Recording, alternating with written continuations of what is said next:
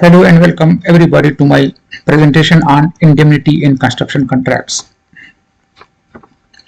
I am extremely excited to speak today on this critical topic, which is highly important for construction professionals, project managers, contract managers, contractors and employers. I will discuss definition and concept of an indemnity provision, which provides protection to a specific party of the construction contract against damages and exempts them from liability. Indemnity term holds one party harmless for the losses of another. An indemnity provision is a term of a contract between two or more parties, a client or employer and contractors, regarding the responsibility of losses or damages during a construction project.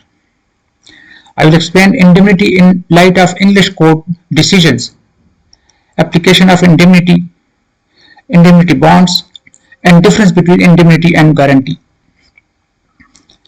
English cases will be discussed to understand distinction between indemnities and guarantees as clarified by common law. One House of Lords case is referred in this presentation confirming difference between indemnity and guarantee.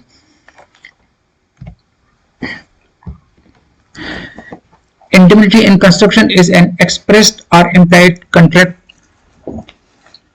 promise or obligation given by one party to another stating that the obliger will compensate or reimburse the obligee for losses and damages. It is in effect a form of insurance from one party to another and is another means of identifying and apportioning risk. An indemnity provision is a term of a construction contract between two or more parties, for instance, an employer and contractor regarding the responsibility of losses or damages during a construction of works. An indemnity term provides protection to a specific party of the construction contract against damages and exempts them from liability. In simple terms, this clause holds one party harmless for the losses of another. Definition in common law. In the case of Total Transport Corporation versus Arcadia Petroleum Limited, English Court of Appeal, Mr. Stratton LJ stated as follows: the word indemnity is used in two senses. It may mean simply damages awarded for breach of contract. Alternatively, the word indemnity may refer to all losses suffered which are attributable to a specific cause, whether or not it was in the reasonable contemplation of the two parties. Under the provision of the contract, each party shall indemnify the other party against specific events described in the contract. The contractor shall indemnify the employer against any suit, action, administrative proceedings, claims, demands, cost, or any type of expenses in death or injury, including loss or damage to any property arising due to its performance and caused due to its negligence, or its employees, agents, or subcontractors. Likewise, the employer will indemnify the contractor in respect of its negligence and of its employees and agents. Application of indemnity. Indemnity could be covered by indemnity bond and will indemnify an obligee against loss or damage arising in consequence of failure of the contractor to perform as required under the contract. The indemnity could be in shape of reimbursement of a loss or financial damage, or in the shape of repair or replacement of an item damaged by the negligence of the contractor for which he is responsible under the contract.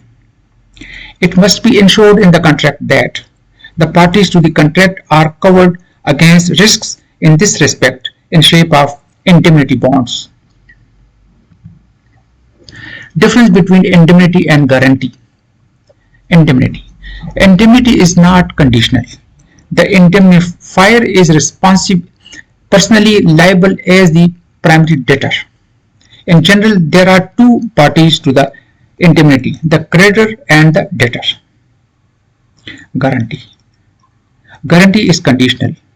It is called subsidiary liability. This will arise when the primary debtor fails to perform its obligations. In general, there are three parties to the guarantee: creditor, principal, principal debtor, and secondary debtor. That is the guarantor. A guarantee is viewed better where there is a high risk of insolvency exists. In this case, a guarantee gives more comfort than an indemnity. Indemnity and guarantee distinction by common law.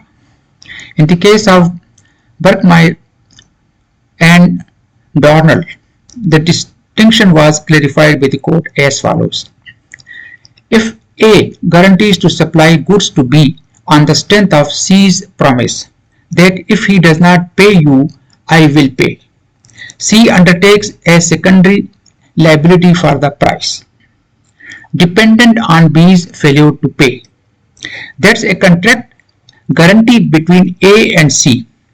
But if C's performance is I will see to it you are paid, then C is providing a separate undertaking as principal and therefore providing an indemnity. The essential point of indemnity is that it is distinct autonomous undertaking. C's payment undertaking is a primary obligation which exists independently of the contract between A and B, which is governed by its own terms and which A can in principle enforce against C whether or not A has an enforceable claim against B. Primary indemnity and guarantee distinction by common law. In Lehman Credit Limited and later, the court further explained the distinction as follows. An indemnity is a contract between one party to keep the other harmless against loss. But a contract of guarantee is a contract to answer for the debt, default, or miscarriage of another who is to be primarily liable to the promisee. Distinction: indemnity, guarantee, and insurance. Liability under an indemnity provision is viewed as a debt rather than damages, as confirmed by the English Court of Appeal explained this in the case of Jarvis and Harris. The indemnity obligation is looked as a debt. There is no duty to mitigate loss. Where looked as a breach, the wording of the contract provision will determine whether or not there is a duty or mitigate loss. Indemnities stand alone. Taking out insurance cover merely provides added protection. The limitation period for an indemnity runs from the date the loss is suffered and not the date of breach. Distinction between an indemnity and a guarantee depends upon the construction of the words used in the contract and the facts. In the case of Action Strength and International Glass Engineering, the House of Lords confirmed that guarantees need to be in writing. Conclusion: drafting is of crucial and important to avoid errors and unclear wording. In case of uncertainty, the court will choose the interpretation which is less onerous or for the guarantor, meaning the obligation at issue will be characterized as a guarantee.